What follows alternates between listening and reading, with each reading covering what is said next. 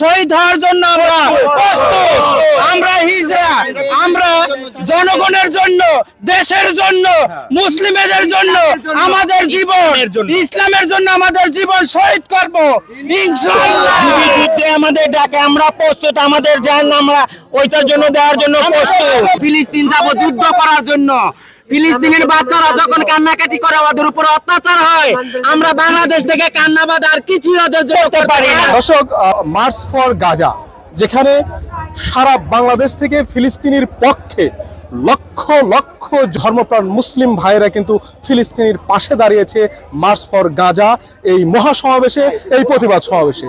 কিন্তু তার ভিন্ন একটা চিত্র আমরা কিন্তু দেখতে পাচ্ছি আজকে আমরা দেখতে পাচ্ছি পিছিয়ে পড়া কমিউনিটি। এই কমিউনিটিটা কিন্তু আজকে ঢাকা শহরে, ঢাকার রাজপথে কিন্তু ফিলিস্তিনির পক্ষে তারা কিন্তু রাজপথে নেমেছে।